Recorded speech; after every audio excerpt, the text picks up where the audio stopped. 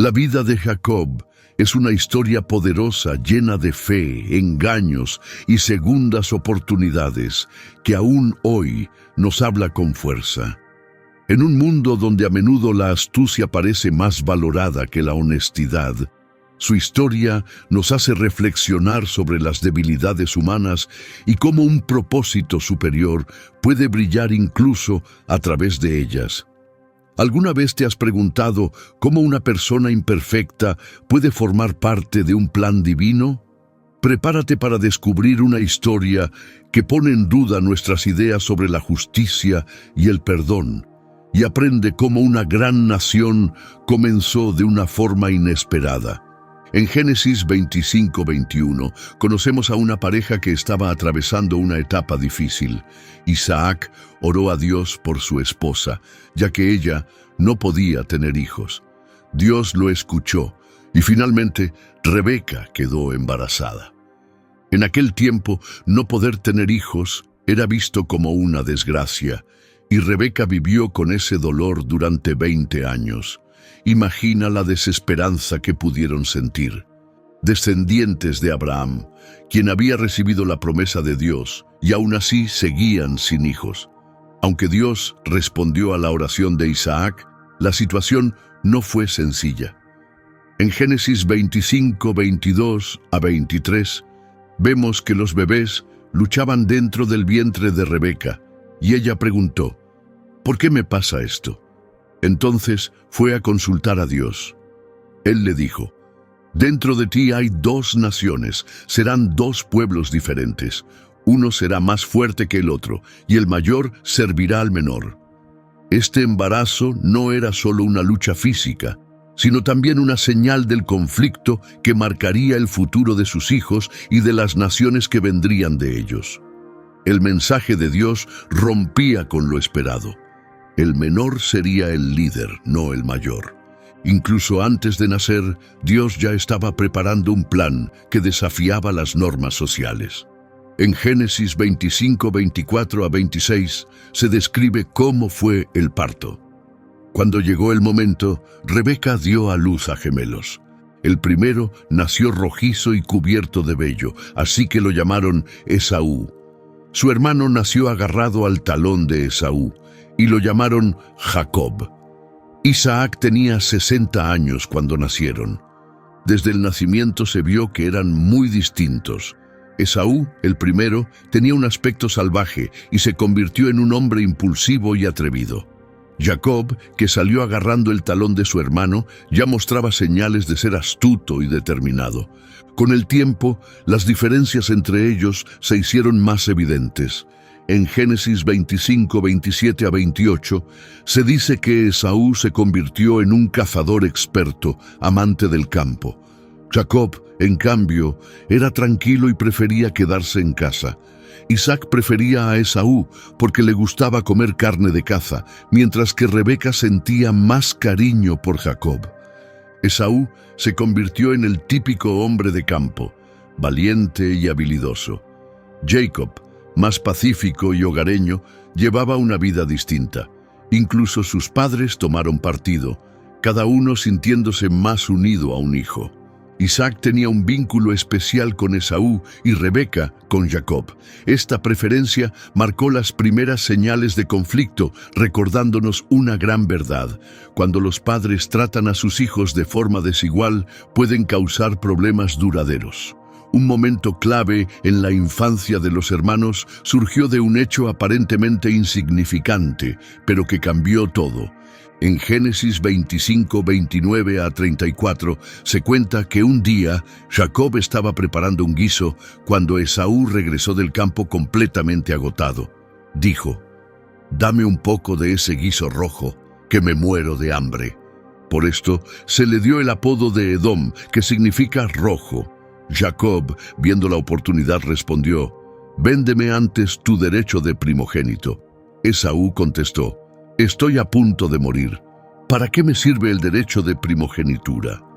Jacob insistió, «Júramelo ahora mismo». Así que Esaú hizo un juramento y le vendió a Jacob su primogenitura.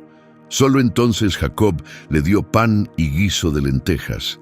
Esaú comió, bebió, se levantó y se fue, como si ese derecho no tuviera ningún valor. Este breve intercambio dice mucho sobre quiénes eran los hermanos. Esaú actuó por impulso, guiado por el hambre, y renunció a algo profundamente valioso, un rol que implicaba honor, liderazgo y herencia espiritual. Su exageración al decir que se moría de hambre demuestra lo fácil que se dejaba llevar por sus necesidades inmediatas. Jacob, en cambio, fue calculador y supo aprovechar el momento para obtener algo importante. Aunque hoy sus acciones puedan parecer injustas, reflejan su clara comprensión de lo que significaba la primogenitura y su disposición a hacer lo necesario para conseguirla. Este trato, cambiando un derecho sagrado por un simple plato de comida, se convirtió en un símbolo duradero de la imprudencia de Esaú y la ambición de Jacob. La Biblia no dice directamente si Jacob actuó bien o mal en ese momento, pero lo que sucede después muestra cuán seria fue aquella decisión. La primogenitura no se trataba solo de riquezas, también incluía las bendiciones de Dios y la responsabilidad de guiar el futuro de la familia. Al no valorar su primogenitura, Esaú demostró que no comprendía ni le importaban plenamente las promesas que Dios había hecho a su familia. Para Jacob, esto fue solo el comienzo. Obtener la primogenitura marcó el inicio de su camino para convertirse en el elegido que continuaría el pacto de Dios. Su forma de actuar no fue perfecta, pero su deseo de asegurar la bendición divina sería una constante en su historia. Ese momento fue solo el inicio de muchos otros que vendrían. La astucia de Jacob lo ayudaría a progresar, pero también lo llevaría a enfrentar dificultades y peligros. Su vida nos enseña que incluso las personas con defectos pueden formar parte de un plan mayor y que nuestras decisiones pueden influir mucho más allá de nuestro propio futuro. En Génesis 27, 1-4, encontramos a Isaac ya anciano, casi ciego. Llamó a su hijo mayor Esaú y le dijo: «Hijo mío». Y Esaú respondió: «Aquí estoy, padre». Isaac le dijo: «Ya soy viejo y no sé cuánto tiempo me queda. Toma tu arco y tus flechas, ve al campo y caza algún animal para mí. Después, prepáralo como a mí me gusta y tráemelo. Cuando haya comido, te daré mi bendición antes de morir». La edad avanzada de Isaac y su pérdida de visión crearon un momento lleno de urgencia y ternura. Sentía que su final se acercaba y quería entregar una bendición importante a su hijo mayor. Esa bendición no era solo una despedida amable, tenía un gran valor espiritual y marcaría el destino de quien la recibiera. Al planear bendecir a Esaú, Isaac mostró que aún lo prefería, aunque éste hubiera vendido su primogenitura. Tal vez Isaac no sabía del acuerdo entre los hermanos, o quizás no lo consideró importante. En cualquier caso, su decisión desencadenó una serie de eventos que cambiarían por completo el destino de la familia. En Génesis 27, 5-10, vemos cómo Rebeca interviene con su propio plan. Escuchó a Isaac hablando con Esaú. Tan pronto como Esaú salió a cazar, fue donde Jacob y le dijo: «Acabo de oír a tu padre decirle a tu hermano que le traiga carne de caza y le prepare un plato para bendecirlo antes de morir. Ahora, escucha con atención y haz lo que te digo. Ve al rebaño y tráeme 2 cabritos buenos. Yo prepararé la comida que tanto le gusta a tu padre. Luego se la llevarás para que te bendiga a ti en lugar de a tu hermano». El plan de Rebeca era atrevido y arriesgado. No solo iba en contra de la voluntad de Isaac, también ponía a Jacob en una situación que podría salir muy mal. Sus motivos eran varios. Recordaba el mensaje de Dios de que el mayor serviría al menor. Sentía una clara preferencia por Jacob y quizás creía que él era quien debía continuar el legado de la familia. Cocinar la comida era solo el primer paso. Génesis 27, 11 a 17 explica cómo se desarrolló el engaño. Jacob estaba preocupado y dijo: «Pero Esaú es velludo y yo tengo la piel suave. Si mi padre me toca, sabrá que estoy mintiendo. En lugar de bendición recibiré una maldición». Rebeca respondió: «Si hay una maldición, que caiga sobre mí. Solo haz lo que te digo. Ve por los cabritos». Jacob obedeció, y Rebeca preparó la comida como le gustaba a Isaac. Luego vistió a Jacob con la ropa de Esaú y cubrió sus manos y su cuello con piel de cabra para imitar la piel velluda de su hermano. Finalmente le entregó la comida y el pan que había preparado para que se los llevara a su padre. Esta parte de la historia muestra la preocupación de Jacob, no porque creyera que mentir estaba mal, sino porque temía ser descubierto. La respuesta de Rebeca, asumiendo toda la responsabilidad, demuestra su fuerte determinación para que el plan funcionara. El uso de la ropa de Esaú y de pieles de cabra deja claro hasta qué punto estaban dispuestos a llegar para llevar a cabo el engaño. Génesis 27, 18 a 29 narra con tensión el momento en que Jacob se acercó a su padre. Entró en la habitación y dijo: «Padre». Isaac respondió: «¿Quién eres, hijo mío?». Jacob contestó: «Soy Esaú, tu primogénito. Hice lo que me pediste. Por favor, siéntate y come lo que traje para que me des tu bendición». Isaac, con dudas, preguntó: «¿Cómo encontraste la casa tan rápido, hijo mío?». Jacob respondió: «El Señor tu Dios me ayudó a encontrarla». Isaac dijo: «Acércate para que te toque y así saber si realmente eres Esaú». En este punto, la presión es evidente. Jacob sigue mintiendo, incluso usa el nombre de Dios para que su historia parezca más creíble. Isaac nota que algo no encaja e insiste en tocar a Jacob para asegurarse. En los versículos 22 a 23, Jacob se acercó. Isaac lo tocó y dijo: «La voz es de Jacob, pero las manos son de Esaú». No pudo reconocerlo por las pieles de cabra que cubrían sus manos, que parecían como las de Esaú. Así que Isaac decidió dar la bendición. Los sentidos de Isaac estaban en conflicto. Su oído reconocía la voz de Jacob, pero el tacto lo llevó a pensar lo contrario. Al final, confió en lo que sentía y procedió con la bendición. La bendición, que se encuentra en los versículos 27 a 29, está llena de promesas. Isaac olió la ropa de Jacob y dijo: «Ah, el aroma de mi hijo es como el de un campo bendecido por el Señor. Que Dios te dé el rocío del cielo y la riqueza de la tierra, abundante trigo y vino nuevo. Que te sirvan otras naciones y que los pueblos se inclinen ante ti. Sé Señor de tus hermanos y que los hijos de tu madre se inclinen ante ti. Maldito sea quien te maldiga y bendito quien te bendiga». Esta bendición no se trataba solo de riqueza o tierras, incluía autoridad, honor y un profundo favor espiritual. También cumplía la profecía anterior: el mayor serviría al menor. Lo que ocurre a continuación en Génesis 27, 30 a 35 está lleno de emoción y drama. Justo cuando Jacob se fue, Esaú regresó de cazar.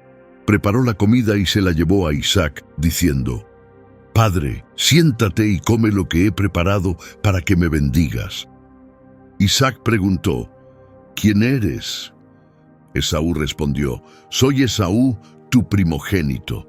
Entonces Isaac comenzó a temblar sin control. «¿Quién fue entonces el que me trajo comida? Ya comí y le di mi bendición, y esa bendición permanecerá». Cuando Esaú escuchó esto, lanzó un grito de desesperación: «Por favor, padre, bendíceme también a mí». Pero Isaac dijo: «Tu hermano me engañó y se ha llevado tu bendición». La reacción de Isaac, temblando de miedo, muestra cuán afectado quedó al conocer la verdad. Sin embargo, sus palabras «y será bendito» dejan claro que la bendición, una vez dada, no podía ser retirada. La bendición que dio Isaac no era solo un buen deseo de padre, era una declaración profética que moldearía el futuro. El dolor de Esaú es evidente en Génesis 27, 36 a 38. Esaú dijo: «Con razón se llama Jacob, ya me ha engañado 2 veces. Primero me quitó la primogenitura y ahora se ha llevado mi bendición. ¿No te queda ninguna bendición para mí?». Isaac respondió: «Lo he hecho tu Señor, y he puesto a todos sus parientes bajo su poder. Le he provisto de trigo y vino. ¿Qué más puedo darte, hijo mío?». Suplicando, Esaú preguntó: «¿Solo tienes una bendición, padre? Por favor, bendíceme también a mí». Luego rompió en llanto con gran amargura. El profundo dolor de Esaú es claro, y por primera vez comprende realmente lo que significaban la primogenitura y la bendición. Su petición, llena de tristeza, por una única bendición restante, es profundamente emotiva. Isaac le da una bendición menor en Génesis 27, 39 a 40. «Tu hogar estará lejos de la riqueza de la tierra y lejos del rocío del cielo. Vivirás por tu espada y servirás a tu hermano, pero un día, cuando te canses, te liberarás de su dominio». Esta promesa es muy diferente a la que recibió Jacob. Habla de dificultades y conflicto, pero también deja una esperanza de libertad futura para Esaú y sus descendientes. Pero la tristeza de Esaú pronto se transforma en rabia. Génesis 27, 41 nos dice que guardó un profundo rencor contra Jacob por haberle robado la bendición. Pensó: «Cuando muera mi padre y lo haya llorado, mataré a mi hermano Jacob». Esta amenaza muestra cuán seria se había vuelto la ira de Esaú. La vida de Jacob estaba ahora en peligro y había que actuar de inmediato. En Génesis 27, 42 a 45, Rebeca vuelve a actuar. Cuando se enteró del plan de Esaú, advirtió a Jacob: «Tu hermano quiere matarte. Ahora escúchame. Huye a casa de mi hermano Labán en Harán. Quédate con él hasta que Esaú se calme y olvide lo que pasó. Cuando sea seguro, te mandaré llamar para que regreses. ¿Por qué habría de perder a los dos en un solo día?». La rapidez de pensamiento de Rebeca volvió a salvar a Jacob. No solo lo protegía del peligro, también sabía lo importante que era mantener viva la línea familiar a través de Jacob, el elegido. Sus palabras finales revelan el temor de una madre, no solo por la seguridad de Jacob, sino también por lo que podría ocurrirle a Esaú si cumplía su amenaza. El viaje de Jacob a Harán, que comienza en Génesis 28, 1 a 5, abre un nuevo capítulo en su historia. Isaac llamó a Jacob y le dio otra bendición. Esta vez también le dio instrucciones: «No te cases con una mujer cananea. Ve de inmediato a Padán Aram, a la casa de tu abuelo Betuel. Escoge una esposa entre las hijas de tu tío Labán, hermano de tu madre. Que el Dios Todopoderoso te bendiga, te haga fructífero y te dé muchos descendientes, para que formes un gran pueblo. Que Él te conceda la misma bendición que le dio a Abraham, para que tú y tus hijos puedan tomar posesión de esta tierra donde ahora vives como extranjero, la tierra que Dios le dio a Abraham». Así que Jacob partió hacia Padán Aram, rumbo a la casa de Labán, hijo de Betuel el arameo, hermano de Rebeca. Este momento es importante porque Isaac ahora bendice a Jacob con pleno conocimiento, mostrando que ha aceptado lo sucedido. En lugar de aferrarse a lo que quería, se alinea con el plan de Dios. También subraya la importancia de mantener la pureza del linaje familiar al casarse con alguien de su propio pueblo y no de las naciones vecinas. Y así Jacob se marcha. Deja atrás un hogar roto, un hermano furioso y una madre que lo envía lejos por su propia seguridad. Pero este viaje es mucho más que una huida del peligro. Marca el comienzo de la transformación personal de Jacob. A lo largo del camino, sus experiencias lo moldearán hasta convertirse en el hombre que luego será conocido como Israel, el padre de una gran nación. La historia de su engaño y huida nos recuerda que, incluso cuando nuestras acciones están motivadas por el miedo o el egoísmo, pueden formar parte de algo mayor. También muestra cómo nuestras decisiones pueden afectar a otros durante años, especialmente en las relaciones cercanas. En Génesis 28, 10-11, Jacob inicia su viaje. Salió de Beerseba y se dirigió hacia Harán. Una noche, después de avanzar cierta distancia, se detuvo porque el sol ya se había puesto. Tomó una piedra, la colocó como almohada y se acostó a dormir. Imagina a Jacob en ese momento, solo por primera vez, lejos de casa, acostado bajo el cielo nocturno con solo una piedra por almohada. Es en ese instante de aislamiento y debilidad cuando Dios se le manifiesta en un sueño extraordinario. Génesis 28, 12-15 describen lo que Jacob vio. Soñó con una escalera que se extendía desde la tierra hasta el cielo, y por ella subían y bajaban ángeles. En la cima estaba el Señor, quien le habló. Yo soy el Señor, el Dios de tu abuelo Abraham y de tu padre Isaac. Te daré a ti y a tus descendientes esta tierra donde estás acostado. Serán tan numerosos como el polvo de la tierra, y se extenderán hacia el oeste, el este, el norte y el sur. A través de tu familia, todas las naciones de la tierra serán bendecidas. Yo estoy contigo. Te protegeré donde quiera que vayas y te traeré de regreso a esta tierra. No te abandonaré hasta cumplir todo lo que te he prometido. Este sueño, conocido como la escalera de Jacob, es una imagen clara del vínculo entre el cielo y la tierra. Muestra que Dios está cerca, incluso en momentos de soledad o incertidumbre. En esta visión, Dios confirma personalmente las promesas que antes había dado a Abraham e Isaac, ahora pasándoselas directamente a Jacob. En Génesis 28, 16-22, vemos un punto de inflexión en la vida espiritual de Jacob. Al despertar del sueño dijo, «Ciertamente el Señor está en este lugar, y yo no lo sabía».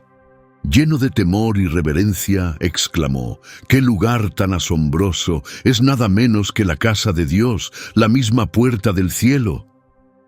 A la mañana siguiente, Jacob tomó la piedra que había usado como almohada y la colocó como señal. Derramó aceite sobre ella para consagrarla. Llamó a aquel lugar Betel, que significa casa de Dios, aunque anteriormente se llamaba Luz. Luego hizo un voto. Si Dios me acompaña en este viaje, me da alimento y ropa y me permite regresar sano y salvo a casa de mi padre, entonces Él será mi Dios. Esta piedra que he puesto como señal será un símbolo de su casa y le daré el diezmo de todo lo que me dé. Este momento marca un cambio profundo en la fe de Jacob. Por primera vez, acepta a Dios de forma personal, no solo como el Dios de sus antepasados, sino como su propio Dios. Es el comienzo de una verdadera relación con lo divino. El viaje de Jacob continúa en Génesis 29, 1-12, donde llega a Harán y se encuentra con Raquel en una escena cargada de significado. Siguió su camino hasta que llegó a una región del oriente. Allí vio un pozo en un campo, con 3 rebaños de ovejas descansando cerca. Una gran piedra cubría el pozo, y era costumbre esperar a que todos los rebaños estuvieran reunidos antes de quitar la piedra y dar de beber a los animales. Jacob se acercó a los pastores y les preguntó, «Hermanos, ¿de dónde son?» «Somos de Harán», respondieron. «¿Conocen a Labán, el nieto de Nacor?», preguntó Jacob. «Sí, lo conocemos», contestaron. «¿Está bien?», insistió Jacob. «Sí, está bien», dijeron. «Mira, ahí viene su hija Raquel con las ovejas». Jacob notó que aún era temprano y les dijo, «Todavía no es hora de reunir los rebaños. ¿Por qué no dan de beber a las ovejas y las regresan al pasto?» Pero los pastores respondieron, «No podemos hasta que lleguen todos. Cuando estén todos los rebaños, quitamos la piedra y les damos de beber». Mientras hablaban, Raquel llegó con las ovejas de su padre. Ella era pastora. En cuanto Jacob la vio, Su prima, la hija de su tío Labán, se acercó, quitó él solo la pesada piedra del pozo y dio de beber a las ovejas de Labán. Entonces, lleno de emoción, Jacob besó a Raquel y rompió en llanto. Le explicó quién era: el hijo de Rebeca, su pariente. Raquel corrió a contarle a su padre la noticia. El encuentro de Jacob con Raquel junto al pozo refleja momentos anteriores en la historia de su familia, como cuando el siervo de Abraham conoció a Rebeca de forma similar. Esta conexión destaca cuán significativos son estos encuentros junto a pozos dentro del relato de las promesas de Dios. El gesto de Jacob al mover la piedra, él solo muestra no solo su fuerza, sino también su deseo de impresionar a Raquel. Génesis 29, 13 a 14 describen una cálida bienvenida. Tan pronto como Labán supo que había llegado el hijo de su hermana, salió corriendo a recibirlo. Lo abrazó, lo besó y lo llevó a su casa. Jacob le contó todo lo que había sucedido. Labán respondió: «Tú eres de mi misma sangre». Pero esa cálida recepción pronto se convirtió en un acuerdo laboral. En Génesis 29, 15 a 20, Labán dijo: «Aunque seas de la familia, no debes trabajar para mí sin recibir nada. Dime, ¿qué quieres como salario?». Labán tenía 2 hijas, Lea, la mayor, y Raquel, la menor. Lea tenía los ojos delicados o apagados, mientras que Raquel era hermosa de cuerpo y rostro. Jacob se había enamorado de Raquel. Dijo: «Trabajaré para ti 7 años si me das a Raquel como esposa». Labán aceptó. «Mejor que se case contigo a que lo haga con un extraño. Quédate y trabaja conmigo». Así que Jacob trabajó durante 7 años para ganarse la mano de Raquel. Pero debido a su gran amor por ella, los años le parecieron solo unos pocos días.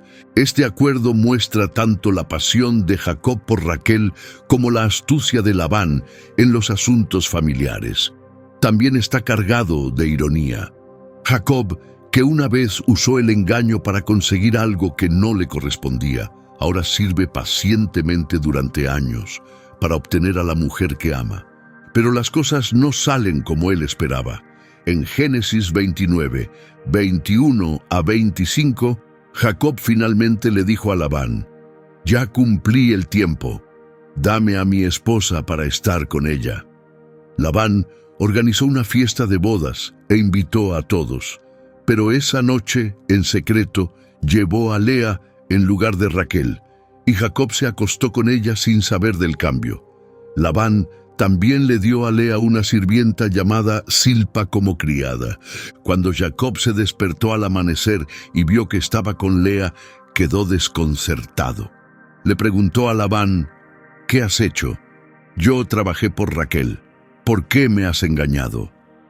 Este momento está lleno de ironía. Años antes, Jacob había engañado a su padre ciego en la oscuridad. Ahora, en la oscuridad de su noche de bodas, es él quien es engañado. Su pregunta a Labán: «¿Por qué me has engañado?», refleja lo que Esaú podría haberle dicho a él mucho tiempo atrás.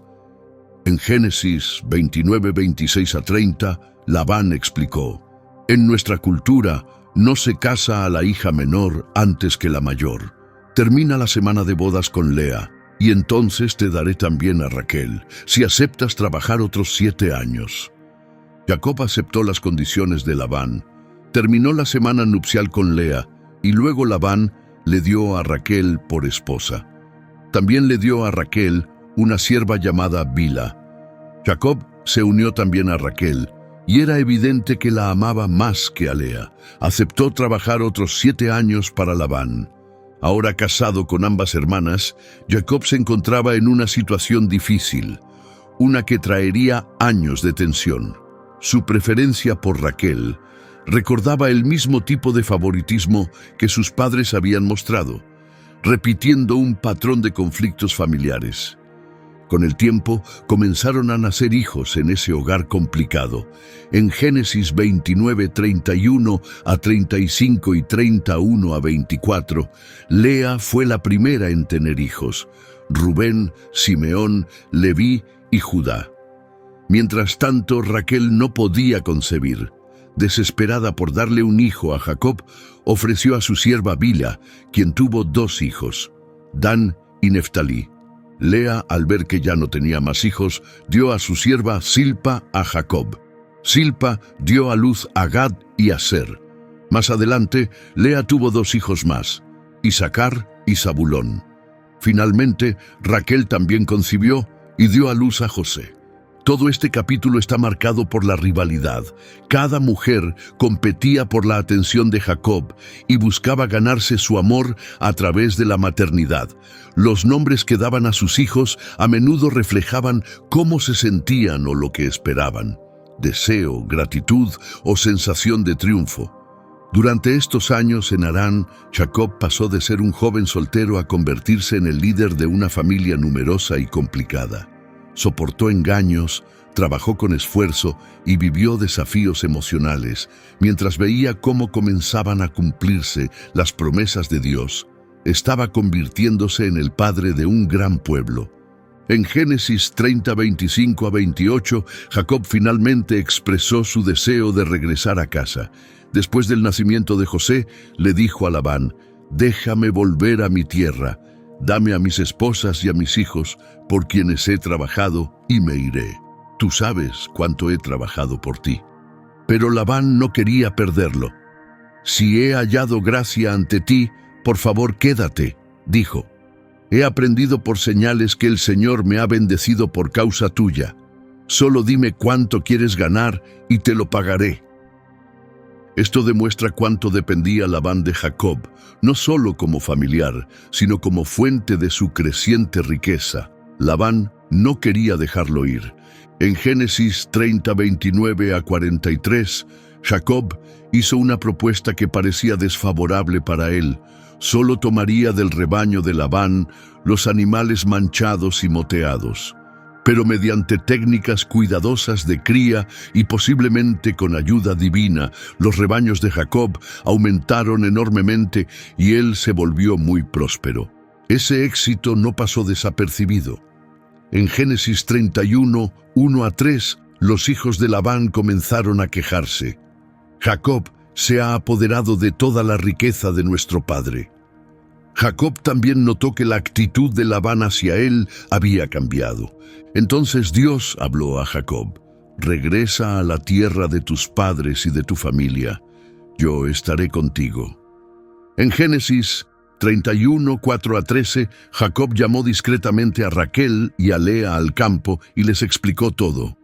Les habló del cambio en la actitud de su padre, de cómo había trabajado fielmente y de cómo Dios se le había aparecido en un sueño, diciéndole que era hora de irse. Las esposas de Jacob apoyaron su decisión, reconociendo que su padre las había tratado injustamente. En Génesis 31, 17 a 21, se relata cómo Jacob actuó mientras Labán estaba distraído esquilando sus ovejas. Jacob colocó a sus hijos y esposas sobre camellos y reunió todas sus posesiones, ganado y bienes que había adquirido en Padán Aram. Con todo lo que tenía, emprendió el viaje hacia Canaán, decidido a regresar junto a su padre Isaac. Mientras esto ocurría, Raquel robó en secreto los ídolos domésticos de su padre. Jacob, sin decir nada a Labán, se marchó en silencio.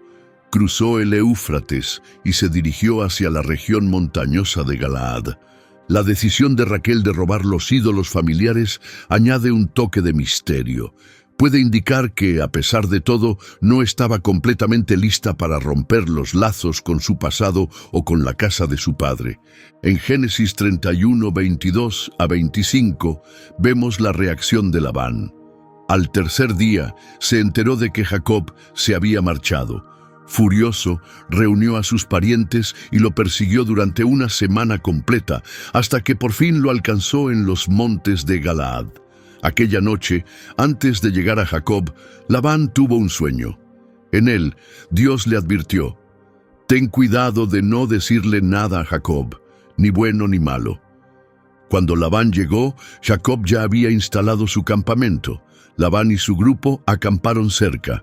Este mensaje divino demuestra una vez más que Dios protegía activamente a Jacob, aunque él se hubiera ido sin avisar y aunque Raquel hubiera robado a su padre. La confrontación tiene lugar en Génesis 31, 26 a 42. Labán exigió respuestas, preguntando por qué Jacob se había marchado en secreto y había llevado a sus hijas como si fueran cautivas. También lo acusó de robar sus ídolos domésticos. Jacob, sin saber lo que Raquel había hecho, invitó a Labán a revisar todo. Raquel, que había escondido los ídolos debajo de su montura, dijo que no podía levantarse porque tenía su periodo. Labán nunca encontró los objetos robados. Entonces Jacob, frustrado, estalló en enojo. «Te he servido durante 20 años. Ninguno de tus animales abortó, y jamás comí ni una cría de tu rebaño. Si algún animal era atacado por fieras, yo mismo asumía la pérdida. Trabajé bajo el sol ardiente de día y el frío helado de noche. Muchas veces ni siquiera dormí. 14 años trabajé por tus hijas y 6 por tus rebaños. Cambiaste mi salario 10 veces. Si no fuera por el Dios de mi padre, el Dios de Abraham y el temor de Isaac, me habrías despedido con las manos vacías. Pero Dios vio mi aflicción y mi trabajo. Por eso te enfrentó anoche». Este discurso apasionado refleja cómo Jacob se sentía profundamente herido e incomprendido. Creía que, a pesar de los engaños de Labán, Dios había estado de su lado y había hecho justicia. Después de esto, se llegó a un acuerdo de paz en Génesis 31, 43 a 55. Para sellar el pacto, levantaron un montón de piedras como señal de su promesa de no hacerse daño mutuamente. Labán lo llamó Jegar Sahaduta en arameo y Jacob lo llamó Galeed en hebreo. Ambos significan montón de testimonio. Finalmente, en Génesis 31, 55, vemos una despedida emotiva. Muy temprano en la mañana, Labán besó a sus hijas y a sus nietos y les dio su bendición. Luego se marchó, y los dos grupos siguieron caminos distintos. Jacob partió entonces de regreso a su tierra. Con esta despedida, una etapa importante de su vida llegaba a su fin. Ya no era el joven que había huido, ahora era el líder de una familia numerosa y próspera. Génesis 32, 1 a 2, describe brevemente un momento espiritual, cuando Jacob continuaba su camino y se encontró con ángeles de Dios. Al verlos, dijo: «Este es el campamento de Dios», y llamó al lugar Mahanaim. Este encuentro le recordó a Jacob que Dios seguía con él, cuidándolo y preparándolo para lo que vendría. En Génesis 32, 3 a 21, Jacob empieza a prepararse para encontrarse con Esaú. Envió mensajeros por delante para anunciar su regreso. Pero cuando volvieron con la noticia de que Esaú venía al encuentro con 400 hombres, Jacob sintió un gran temor. Para proteger a su familia, la dividió en dos grupos pensando: si Esaú ataca a uno, tal vez el otro pueda escapar. Aterrorizado, Jacob recurrió a Dios en oración: «Dios de mis padres Abraham e Isaac, tú me dijiste que regresara a mi tierra y a mi familia, prometiéndome bendición. No soy digno del amor y la fidelidad que me has mostrado. Cuando crucé el río Jordán, no tenía más que un bastón. Ahora tengo 2 campamentos. Por favor, líbrame de Esaú. Temo que venga a atacarme, a las madres y a los niños. Pero tú prometiste bendecirme y multiplicar a mis descendientes como la arena del mar». Esta oración sincera muestra el profundo temor de Jacob, combinado con su confianza en las promesas de Dios. Sabe que no es perfecto, pero se aferra a la palabra divina. Con la esperanza de calmar el corazón de Esaú, Jacob también envía generosos regalos en varias tandas, esperando que su ofrenda apacigüe la ira de su hermano. Así completa los preparativos para un encuentro que había temido durante 20 años. El hombre que una vez huyó lleno de miedo, ahora regresa con riquezas y responsabilidades. pero todavía carga con el peso de sus decisiones pasadas y con su fe intacta.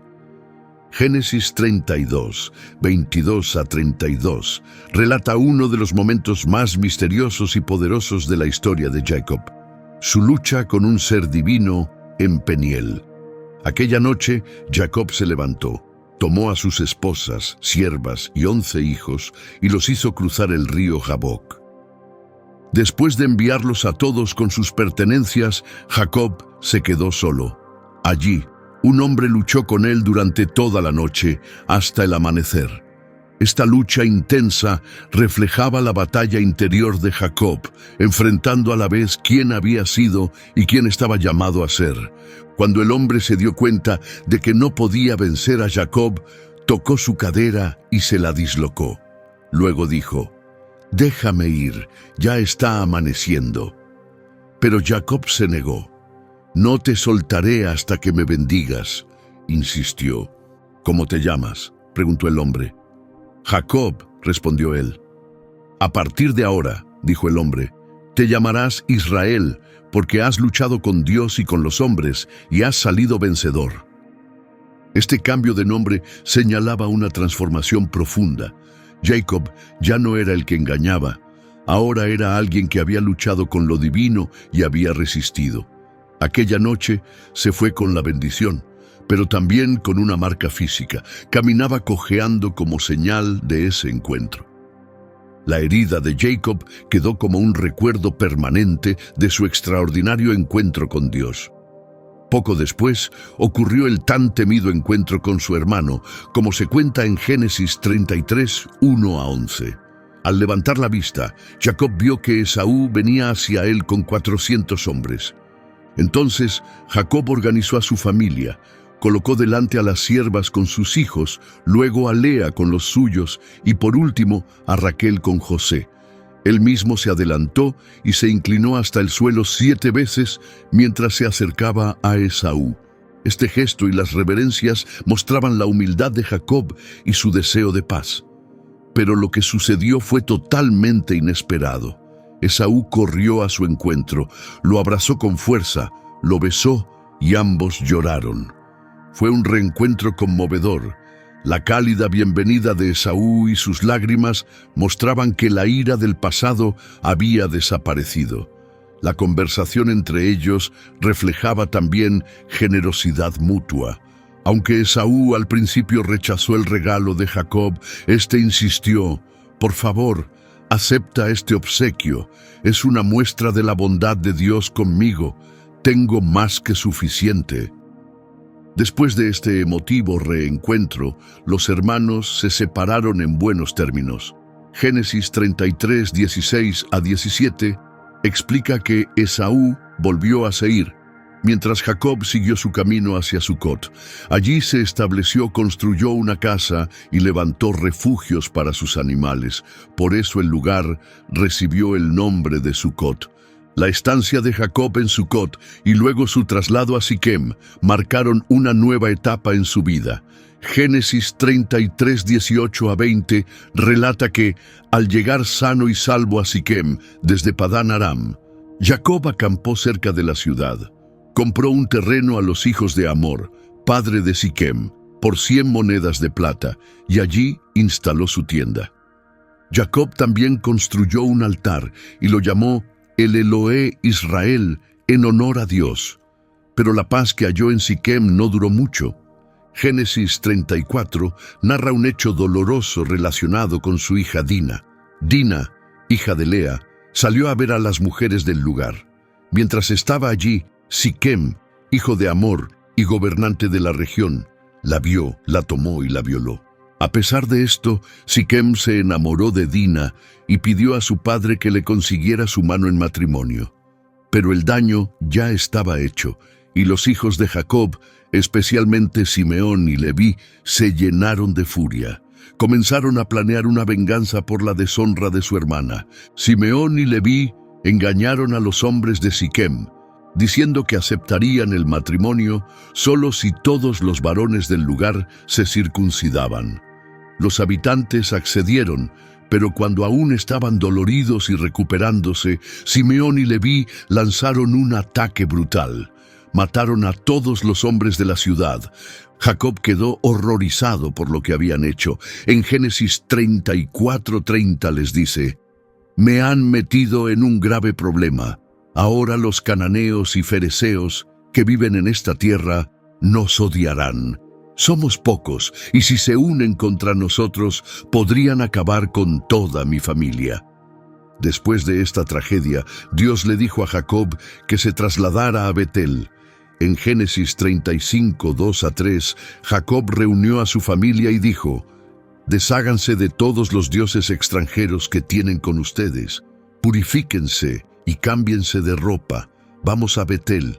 Allí construiré un altar al Dios que me ayudó en mis peores momentos y que ha estado conmigo donde quiera que he ido». En Betel, Dios volvió a hablarle a Jacob y confirmó las promesas hechas tiempo atrás. En Génesis 35:10-12, Dios le dice: «Te llamas Jacob, pero de ahora en adelante te llamarás Israel». Luego lo bendijo diciendo: «Yo soy el Dios Todopoderoso. Ten muchos hijos, de ti saldrá una nación y muchas naciones. Incluso reyes nacerán de tus descendientes. La tierra que le di a Abraham y a Isaac, ahora te la entrego a ti y a tus hijos». Mientras continuaban el viaje desde Betel hacia Efrata, Raquel entró en trabajo de parto. Génesis 35:16-20 describen cómo, al acercarse a Efrata, el parto de Raquel se volvió muy doloroso. Durante el alumbramiento, la partera intentó consolarla diciendo: «No tengas miedo, has tenido otro hijo». Pero Raquel estaba muriendo. Con su último aliento, llamó al bebé Ben-Oni, que significa «hijo de mi dolor». Pero Jacob después lo llamó Benjamín. Raquel murió y fue sepultada junto al camino a Efrata, que hoy se conoce como Belén. Su muerte fue un momento desgarrador para Jacob y marcó la pérdida de una persona profundamente amada. Como si ese dolor no fuera suficiente, Jacob enfrentó otro hecho doloroso. En Génesis 35:22 se menciona brevemente que, mientras estaban en esa región, Rubén, el hijo mayor de Jacob, se acostó con Bila, la concubina de su padre. Jacob se enteró. Aunque no se dan más detalles, este acto afectaría más adelante la posición de Rubén en la familia y le costaría su derecho de primogenitura. A pesar de estos acontecimientos dolorosos, este capítulo de la vida de Jacob refleja una mezcla de despertar espiritual y tristeza personal. Encuentra paz con Dios y regresa a su familia, pero no sin pérdidas ni traiciones. Génesis 35:27 nos cuenta que Jacob finalmente llegó a casa con su padre Isaac en Mamre, cerca de Kiriat Arba, también llamada Hebrón, donde habían vivido Abraham e Isaac. El viaje de Jacob cierra el círculo al regresar al lugar donde todo comenzó. En Génesis 35:28-29 leemos sobre la muerte de Isaac. Vivió 180 años y murió en paz, tras una vida larga y plena. Sus hijos, Esaú y Jacob, se reunieron una vez más para enterrarlo, brevemente unidos en su dolor. A partir de aquí, la historia se enfoca en José, el hijo más querido por Jacob. Génesis 37:3-4 nos dice que Israel, como ahora se llama Jacob, amaba a José más que a sus otros hijos porque había nacido en su vejez. Para mostrarle su cariño, le regaló una túnica especial, a menudo descrita como adornada o de muchos colores. Este favoritismo evidente no pasó desapercibido. Los hermanos de José vieron cuánto lo prefería su padre y llegaron a odiarlo. Ni siquiera podían hablarle con amabilidad.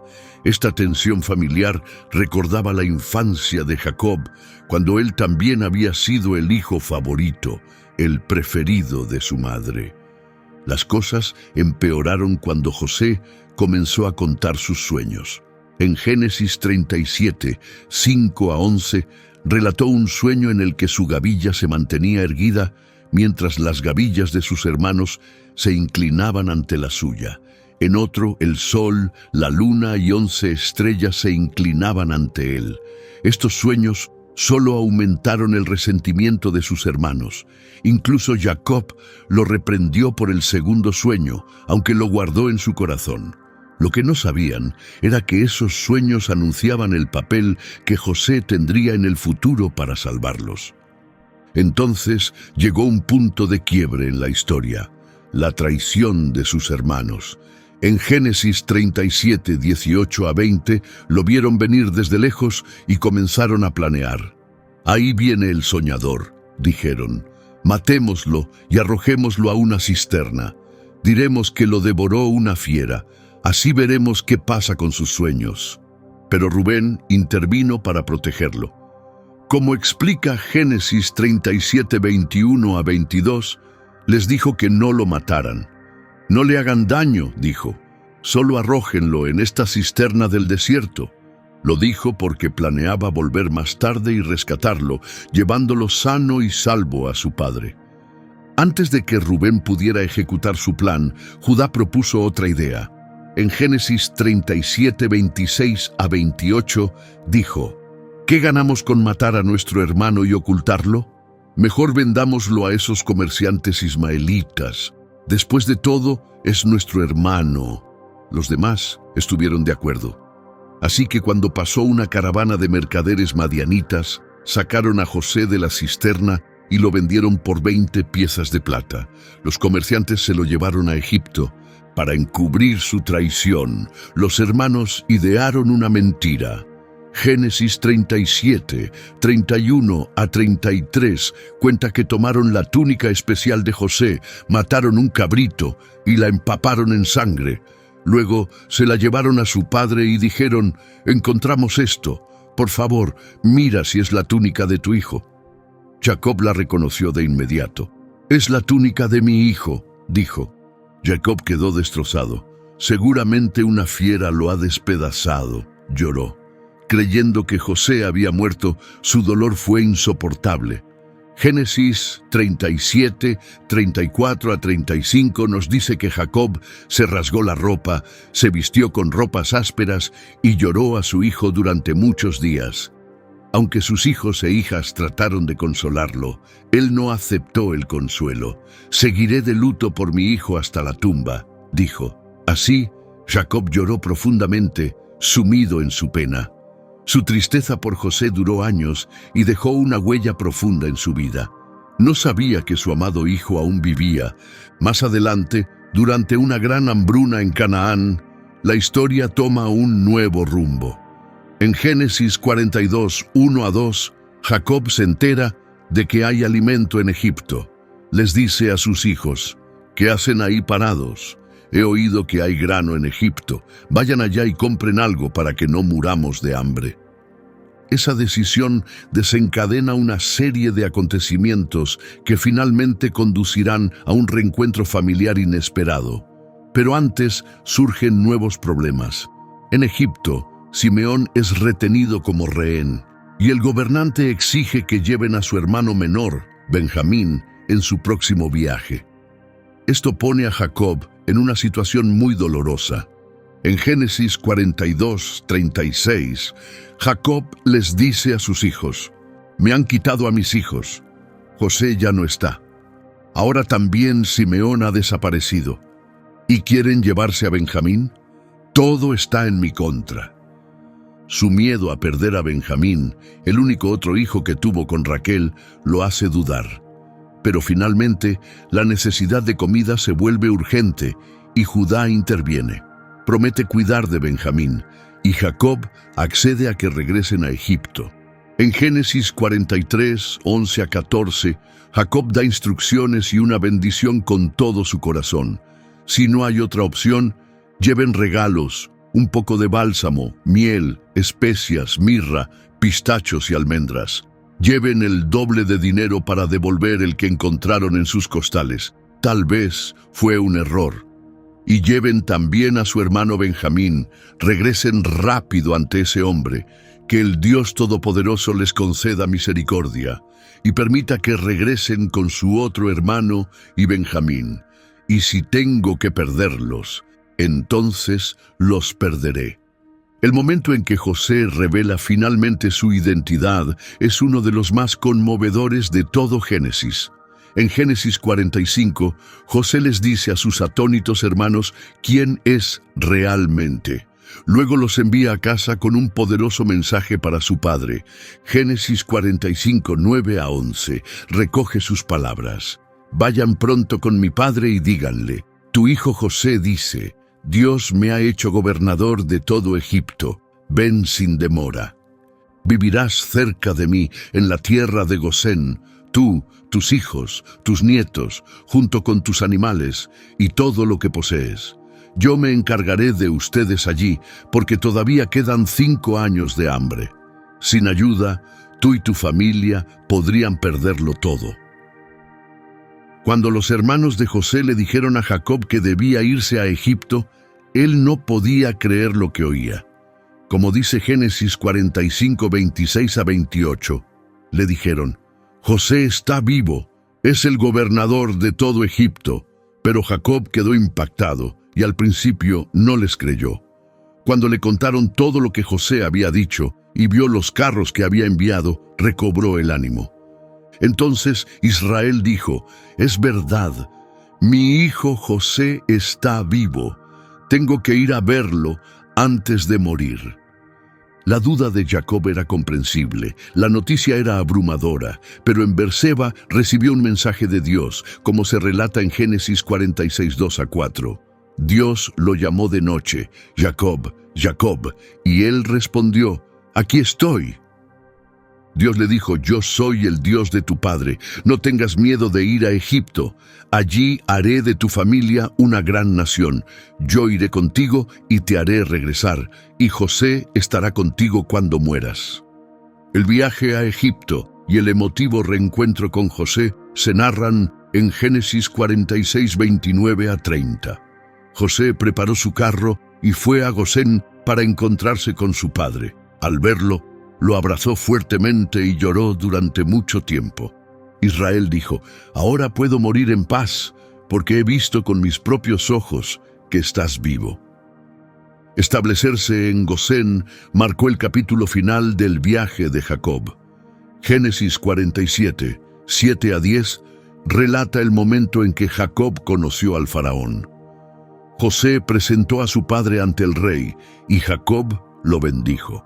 El faraón le preguntó, ¿cuántos años tienes? Jacob respondió, tengo 130 años. Mi vida ha sido corta y difícil comparada con la de mis antepasados. Luego Jacob volvió a bendecir al faraón y se retiró.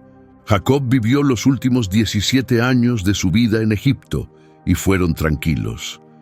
Como dice Génesis 47, 27 a 28, los israelitas se establecieron en la región de Gosén, habitaron la tierra, compraron propiedades y sus familias crecieron rápidamente. Jacob vivió 17 años en Egipto y alcanzó los 147 años de edad. Sus bendiciones finales se encuentran en los capítulos 48 y 49 de Génesis. Jacob recibió a los hijos de José, Efraín y Manasés, como suyos, dándoles un lugar igual al de sus propios hijos y asegurando que fueran líderes de futuras tribus.